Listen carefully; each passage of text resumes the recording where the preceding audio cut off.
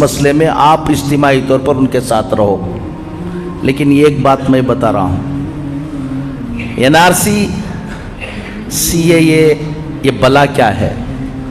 ये है कि मैं ये साबित करना है कि हम यहाँ के क्या हैं, सिटीजन हैं। ये एक बात जुमा के खुतबे के मौके पर मस्जिद के मेहराब के सामने बैठकर, मेरा नाम खालिद बेग नदवी है, याद रख लेना, टाइम याद रख लेना, ये दिन याद रख लेना, मेरी बात मान लोगे, आज सुकून की ज़िंदगी गुजारोगे। खुदा ना खास्ता सब मुसलमानों को बता के जा रहा हूँ, मेरी बात नहीं मानोगे, एक मरतबा मेरे चेहरे को भी देख लेना, वक्त देख लेना, टाइम देख लेना, खून के आंसू रोओगे। और उस दिन मुझे ये बहुत याद करोगे। उस दिन मुझे क्या करोगे? बहुत याद करोगे। कोई मौलवी साहब आया था, उसकी बात मान लेते तो आज हमको ये मुसीबत नहीं थी बोलकर। बात क्या मान लेना बोलो? सीएए आता है या नहीं आता, छोड़ दो, सीएए एक अलग चीज है। एनआरसी आती है या नहीं आती, इसको छोड़ दो। अपना कि तुम सिटीजन हो यहां के, इसका डॉक्यूमेंट्स बना के रखना। एक तहरीक चली, डॉक्यूमेंट नहीं दिखाओ बोलकर, ठीक है नहीं दिखाएंगे, वो जो पूरी मिल्लत मिलकर जो बोलेगी वो करो, हम डॉक्यूमेंट नहीं दिखाएंगे, रहया तो नहीं दिखाएंगे। रखले को बोलना सो मेरे पास है लेकिन क्या नहीं करूंगा, है ही नहीं है तो नहीं दिखाओगे क्या?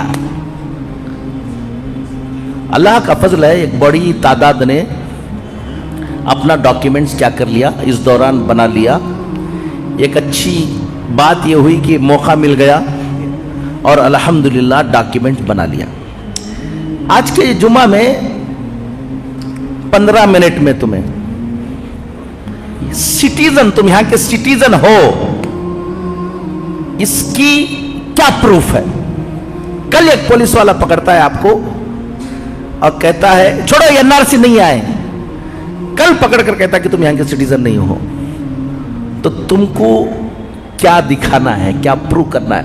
एनआरसी आने के बाद प्रूव करने का नहीं, आज कोई तुमको पकड़कर कहता है कि तुम हजरत किसके बाप की हिम्मत के मुझे पकड़े, ये सब डायलॉग छोड़ डालना। आसाम के अंदर मिलिट्री में काम करके मिलिट्री से रिटायर्ड आदमी की सिटीजनशिप नहीं मिली,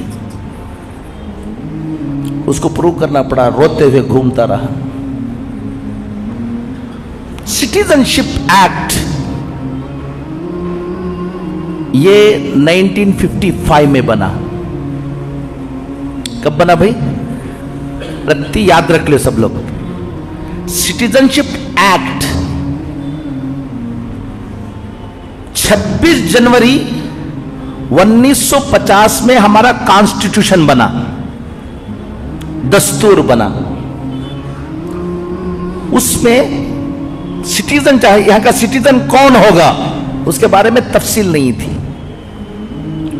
5 साल के बाद पार्लियामेंट में सिटीजनशिप एक्ट 1955 पास हुआ। आप अगर कॉन्स्टिट्यूशन को जाकर देखोगे तो एक्ट नंबर 5 to 11, कौन सा? आर्टिकल 5 to 11, ये कौन सा है? सिटीजनशिप एक्ट पर है कि सिटीजनशिप के बारे में है क्या क्या, यहां का शहरी कौन होगा। फिर उसके बाद 4 मर्तबा उसमें अमेंडमेंट आया। 1955 के बाद कितनी मर्तबा आया भाई? 4 मर्तबा आया। एक मर्तबा आया 1986 में, एक मर्तबा आया 1992 में, एक मर्तबा आया 2003 में क्या आखिर में, दिसंबर 2003 में, और एक मर्तबा आया मनमोहन सिंह के जमाने में 2005 में। ये 4 मर्तबा उसमें अमेंडमेंट हुआ। जब 1995 में सिटीजनशिप एक्ट आया तो उस वक्त किसको सिटीजन माना जा रहा था? उस वक्त का आदमी, अगर कोई शख्स 26 जनवरी 1950 से पहले पैदा हुआ है, बहुत से बूढ़े होंगे यहां पर जो कब पैदा हुए हैं? 26 जनवरी 1950 से पहले। कितने साल हो गए मौलाना? एक 50 और 75 है ना, 90 साल के भी हैं सब, है माशाल्लाह, अल्लाह उनको ये करे। तो जो लोग 26 जनवरी 1950 से पहले पैदा हुए, उनको सिर्फ ये प्रूफ देना है कि 26 जनवरी 1950 की रात के 12 बजे के बाद हम कहां थे? इंडिया में थे। देखो ये काफी है। देखो मैं उस वक्त ये कार्ड बना हुआ था, ये हुआ था, बर्थ सर्टिफिकेट मिल गई, या कौन सी की नौकरी का, गवर्नमेंट नौकरी का, ये काफी। जो शख्स 26 जनवरी 1950 और 1 जुलाई 1987 के दरमियान पैदा हुआ है, 26 जनवरी 1950 और 1 जुलाई 1987 के दरमियान जितने लोग पैदा हुए, उनको सिर्फ अपना सिटीजन होने को, कि मैं यहां था, इसका प्रूफ दे देने से उन्हें क्या हो जाएगा? यहां का शहरी हो जाएगा। क्लियर? प्रूफ क्या देना है बाद में बताऊंगा। जो बच्चा 1 जुलाई 1987 के बाद पैदा हुआ और 3 दिसंबर 2004 से पहले, समझ में आई बात? 1 जुलाई 1987 के बाद पैदा हुआ 12 बजे के बाद, और 3 दिसंबर 2004 से पहले पैदा हुआ, उन्हें सिर्फ अपना क्या दिखाया? देखो मैं इंडिया का क्या हूं, शहरी हूं, मेरे पास ये प्रूफ है, तो उसको सिटीजन नहीं माना जाएगा। उसको क्या नहीं माना जाएगा? उन्हें अपने फाइल के साथ अपने बाप, उसका बाप भी सिटीजन है यहां का, या उसकी मां सिटीजन है यहां की, वो प्रूफ भी साथ लगा के रखना, तब जाकर इसका क्या होगा। आप 87 के बाद पैदा हुए या पहले पैदा हो गए? 86 में पैदा हुआ था, आपका मसला हल हो गया। जितने भी आपके बच्चे जितने भी 87 के बाद पैदा हुए हैं 2004 से पहले, 3 दिसंबर 2004 से पहले, उनको क्या रखना है? सिर्फ उन्हें अपना डॉक्यूमेंट रख लेने से क्या नहीं होने वाला, उसकी बर्थ सर्टिफिकेट रख लेने से क्या नहीं होगा, उसकी बर्थ सर्टिफिकेट, उसकी शहरियत का प्रूफ रखने के साथ या तो अपने बाप या तो अपनी मां का प्रूफ भी उसके साथ कि वो भी इंडियन सिटीजन है, लगाव को रखोगे तो तुम्हारा सिटीजनशिप क्या होगा? ये होगा। नेक्स्ट, जो बच्चा 3 दिसंबर 2004 के बाद पैदा हुआ और अब तक, 4 के बाद कौन है? हाथ उठा कोई हो तो दो। ये सब बच्चे ये सिर्फ अपना रख लेंगे तो क्या नहीं होने वाला है, ये सिटीजन नहीं है। इनको अपना प्रूफ भी रखना है कि मैं यहीं पैदा हुआ, बाप का भी प्रूफ रखना है और मां का भी प्रूफ रखना है, दोनों का रखना है, जब इनकी फाइल पूरी होगी। क्लियर? इसको बोलते हैं सिटीजनशिप बाय बर्थ। एक है सिटीजनशिप बाय डिसेंट, उसका कानून क्या है कि जो बच्चा 26 जनवरी 1950 के बाद पैदा हुआ, यहां का सिटीजन था, वो जाकर सऊदी में था या कहां था, अमेरिका में, किसी भी बाहर की कंट्री में उन्हें काम कर लेकर था, वहां एक बच्चा पैदा हुआ, उसको बर्थ कहां हुई, वहां हुई। अगर फादर उसका सिटीजन है तो ऑटोमेटिकली उन्हें भी क्या है, सिटीजन है। 10 दिसंबर 1992 से पहले के बच्चे, 10 दिसंबर 1992 के बाद कोई बच्चा इंडियन सिटीजन का बाहर पैदा हुआ तो वो सिटीजन मान लिया जाएगा कि फादर या मदर उसके क्या हो। 3 दिसंबर 2004 के बाद जितने बच्चे पैदा हुए उनको उसी वक्त सिटीजन माना जाएगा। वहां सऊदी में पैदा हुआ, 1 साल के अंदर उस बच्चे के बारे में जाकर इंडियन डिप्लोमेटिक मिशन के अंदर उसका वहां पर क्या कराना, आप रजिस्ट्रेशन कराना। अगर रजिस्ट्रेशन करा के रहे तो वो बच्चा यहां का सिटीजन होगा, अगर रजिस्ट्रेशन नहीं करा के रहे तो आप तो क्या रहेंगे, इंडियन रहेंगे, वो बच्चा क्या नहीं रहेगा, इंडियन नहीं रहेगा। एक है सिटीजनशिप, इसको मैं छोड़ देता हूं आगे की। एक है सिटीजनशिप बाय रजिस्ट्रेशन। ये जो यहाँ के पहले से यहाँ पैदा नहीं हुए थे, फॉरेनर थे, इंडियन ओरिजिन के थे, उन्होंने दोबारा क्या लेना चाहते हैं, यहाँ पर सिटीजनशिप लेना चाहते हैं, उनके लिए सिटीजनशिप बाय रजिस्ट्रेशन, ये जो सीए आया है ना, उन्हीं के लिए आया है।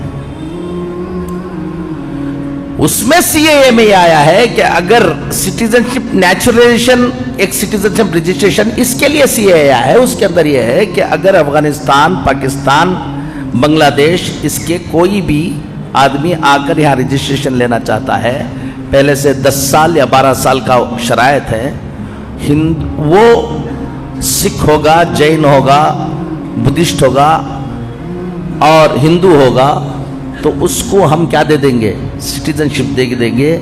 मुसलमान होगा तो क्या नहीं करेंगे, नहीं देंगे। यही सीएए है। मैं आपको यह सीएए इस वक्त थोड़ा सा पेचीदा है, जल्दी खत्म करना है इसको, इसमें आता हूं। अब आपको करना क्या है, आसाम में हुआ क्या मसला सुन लो, बोलता हूं। आसाम में डॉक्यूमेंट सबके पास था, कुछ लोगों ने घमंड किया यही, अरे साला से हम यहां हैं, कौन हम ना, ये सब दुनिया में होता क्या बोलकर बाद में रोते हुए घूमे। लेकिन एक बड़ी तादाद के साथ क्या हुआ, जो नाम की स्पेलिंग है, एक डॉक्यूमेंट में एक स्पेलिंग थी, एक डॉक्यूमेंट में एक स्पेलिंग थी, यही स्पेलिंग वालों की तादाद 10 लाख की थी। समझ लो आप। हमारा हाल यह है कि हमारे डॉक्यूमेंट बहुत खराब हैं इस मसले। गौर से सुन लो, ये आ रहा इसलिए बोला, मुझे बहुत याद करोगे बोलकर। तुम्हारी प्रॉपर्टी है, खरीदा है, उस प्रॉपर्टी के अंदर तुम्हारे नाम की स्पेलिंग दूसरी है और तुम्हारे जो सिटीजनशिप के लिए जो तुम्हारे पास क्या है, पेपर है, आधार कार्ड, पासपोर्ट, इसके अंदर स्पेलिंग क्या है, दूसरी है। तो गौर से सुन लो, वो प्रॉपर्टी तुम्हारी नहीं है। गौर से सुन लो कि वो प्रॉपर्टी क्या नहीं है, तुम्हारी नहीं है। रजिस्ट्रेशन करने जाओगे तो रजिस्ट्रेशन नहीं होगी, फिर वो प्रॉपर्टी चली जाएगी हुकूमत को। क्या बोला ना आपको इसके सामने, क्या मेंबर के सामने ऐसा ऐसा छोड़ रही तुम अगर को बोले तो खून के आंसू रहोगे। मैं इसका माहिर हूं, ये भी बता रहा हूं। मैं जजेस के साथ, हाई कोर्ट जजेस के साथ, सुप्रीम कोर्ट जजेस के साथ बैठकर ये कानून पढ़ा हुआ हूं। सबसे पहला काम, कमाओगे क्या, ये करोगे क्या, वो सब बाद में करो। आज मैं बोल कर जा रहा हूं, आइंदा जुमा तक सीधा जाकर अपने घर के सब के डॉक्यूमेंट निकालो, स्पेलिंग देख लो। अभी भी टाइम अल्लाह ने दिया है। जब लागू होकर अब जहां 1000 रुपए में, 2000 रुपए में तुम्हारा क्या बन जाएगा, डॉक्यूमेंट बन जाएगा। नहीं करा लोगे तो आसाम के अंदर एक डॉक्यूमेंट बनाने 5-5 लाख, 10-10 लाख रुपए ऑफर किया, नहीं हो पाया। सिटीजनशिप के लिए सबसे ऑथेंटिक डॉक्यूमेंट वो बर्थ सर्टिफिकेट है, याद रख लो। क्या रखे? Birth certificate. अब मेरा बर्थ सर्टिफिकेट नहीं था, मेरा खुद अपना, सबको बोल रहा हूं मैं, मेरा बर्थ सर्टिफिकेट नहीं था। मेरे पास पासपोर्ट, आधार कार्ड, इलेक्शन आईडी कार्ड सारा है, लेकिन क्या नहीं था? बर्थ सर्टिफिकेट नहीं था तो भी सिटीजनशिप के लिए डॉक्यूमेंट क्या हो जाएगा, दूसरा भी हो जाएगा। लेकिन सबसे ऑथेंटिक डॉक्यूमेंट कौन सा है? बर्थ सर्टिफिकेट है। मेरा नहीं बना था। मैंने हजारों लोगों को बताया कि बर्थ सर्टिफिकेट आज 90 साल के बूढ़े का भी क्या हो जाएगा, बन जाएगा। बहुत आसान काम है। मैंने एक लायर को पकड़ा और उसको काम दिया, और वो जाकर कोर्ट में केस डालेगा, अपील करेगा कि मेरा क्या नहीं है, बर्थ सर्टिफिकेट नहीं है। उसके लिए म्यूनसिपालिटी में जहां पर रजिस्ट्रेशन होता है वहां से एक एक्नॉलेजमेंट लेना है कि तुम्हारा नाम यहाँ क्या नहीं है बोलकर। उसके बाद वहां पर जाना है, एक इंक्वायरी आती है।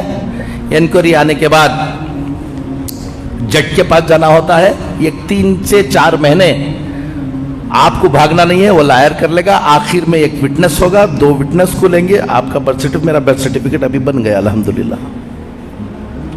मैंने अपने बर्थ सर्टिफिकेट को सामने रखकर सारे के सारे पेपर्स एक स्पेलिंग के बनाए मैंने। मेरा पेपर अब इनके लिए, इनके अम्मी के डॉक्यूमेंट्स में जो एक स्पेलिंग है, इनके पेपर में यही स्पेलिंग रहना। इनके अब्बा के डॉक्यूमेंट्स में जो स्पेलिंग है वही स्पेलिंग किसके रहना, इनके रहना। फिर उसके बाद प्रॉपर्टी को तुम मैच करना, तो उस प्रॉपर्टी को तुम्हारे स्पेलिंग ठीक नहीं है तो तित पोटी करा लेना, नहीं तो डॉक्यूमेंट्स में क्या प्रॉपर्टी के मुताबिक क्या बना लेना तुम्हें, ये करना। एक काम तो ये कर लेना। अब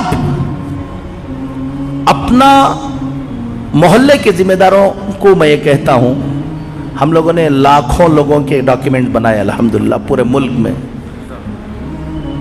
जब हम लोग बना रहे थे कुछ लोगों ने ऐलान कर दिया डॉक्यूमेंट नहीं दिखाएंगे। अरे भाई नहीं दिखाओ भाई, मैं भी नहीं दिखाऊंगा, लेकिन बना को तो रख लेना है। तो डॉक्यूमेंट्स बनाओ। डॉक्यूमेंट बनाने की मस्जिदों के अंदर एक निज़ाम बनाओ। 200-300 घर रहते हैं, हर घर वालों को सबको मालूम नहीं होता, उसको समझा के बोलो। सबसे ज्यादा परेशानी कहाँ आती है? तलाक हो गई है, किसमें? मियाँ बीवी में। बच्चे हैं, बच्चे माँ के पास हैं, वो बाप को गुस्सा है, उन्हें अपने डॉक्यूमेंट्स देने के लिए क्या नहीं है, तैयार नहीं है। हमें ही बर्बाद कर देना चाहते हैं, हमारी नस्ल को गुस्सा आ गया है तो सब कुछ किसी भी तरह से बर्बाद कर देना चाहते हैं। मियाँ बीवी का बर्थ सर्टिफिकेट, ये क्या उसका नाम, मैरिज सर्टिफिकेट पक्का कबूल किया कर को उठ को जाको खाने खा ले हंगामा कर देना, उससे पहले क्या कर लेना, मैरिज सर्टिफिकेट बनाना, ऑथेंटिक मैरिज सर्टिफिकेट। तभी तुम्हारे बच्चे के लिए ये तय होगा कि उन्हें बाप है, उन्हें क्या है, मां है। टाइम हो गया है, फिर कभी इंशाल्लाह। सिर्फ इतनी बात समझ लो, अपने बच्चों की अकीदे की क्या करो, हिफाजत करो। नंबर 1, हालात जो आएंगे कोई घबराने की क्या नहीं है, मेहनत कर लो, अल्लाह ताला की मदद भी रहेगी इंशाअल्लाह। और जो दुश्मनाने दीन ये सोच रहेंगे हम ये कर देंगे हम वो कर देंगे, सब उनके हाथ में होता तो और क्या था। अल्लाह ताला की भी मदद हमारे साथ क्या रहेगी, शामिल हाल है इसलिए जी रहे हो और शामिल हाल रहेगी इंशाअल्लाह। लेकिन जो असबाब को हमें इख्तियार करना है वो असबाब को इख्तियार करो, अपने बच्चों के ईमान की हिफाजत करो, तालीम की तरफ फिक्र करो। और सबसे बड़ी बात है कि हमारे लिए हम सब नुकसान उठा लेंगे लेकिन अपना बच्चे के ईमान के साथ नहीं खेलेंगे हम। सबसे बड़ी फिक्र यह है कि मेरा बच्चा क्या रहे, ईमान वाला रहे। और फिर हम एक मुल्क में रहते हैं, हमको कानून के मुताबिक रहना है, हमको कोई उंगली उठाने की क्या नहीं रहना, किसी को हिम्मत नहीं रहना अपने गाड़ियों की, अपने प्रॉपर्टी की, अपनी सब कानूनी अंदाज से उसको मजबूत रखो।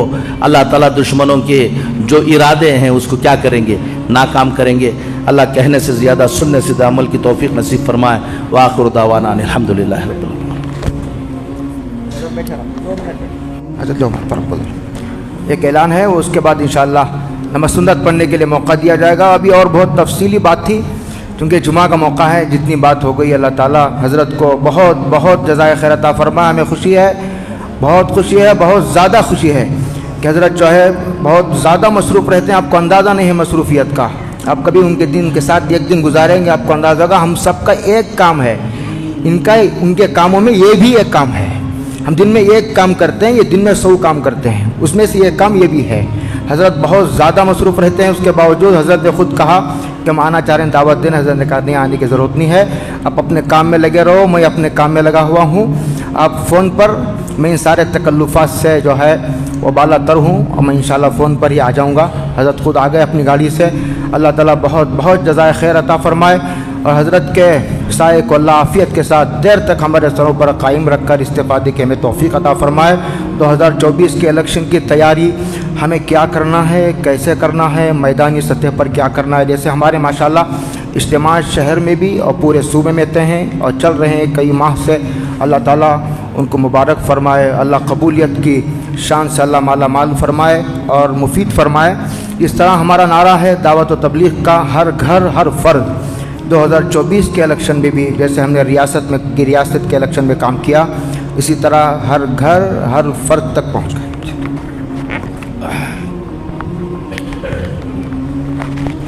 2 मिनट ये भी सुन लो, फिर मिलेंगे या नहीं मिलेंगे पता नहीं, मैं भूल गया। टाइम तो बहुत कम होता है यहाँ पर। 5 मिनट बैठेंगे इंशाल्लाह। हाँ 10 मिनट चलेगा। 5 मिनट सुन लो, गौर से अच्छी तरह सुन लो। इलेक्शन में वोट डालना दूसरी कौमों के लिए अपने कैंडिडेट को जिताने के लिए है। मुसलमान को इलेक्शन में वोट डालना यहाँ पर हमारी ज़िंदगी के सेव करने के लिए याद रखना। अगर आप इलेक्शन में वोट नहीं डालोगे तो अगर आपने इलेक्शन में वोट डाला, खुद ये एक सबूत है कि आप इलेक्ट्रोल रोल में थे और यहाँ के क्या हैं, सिटीजन हैं।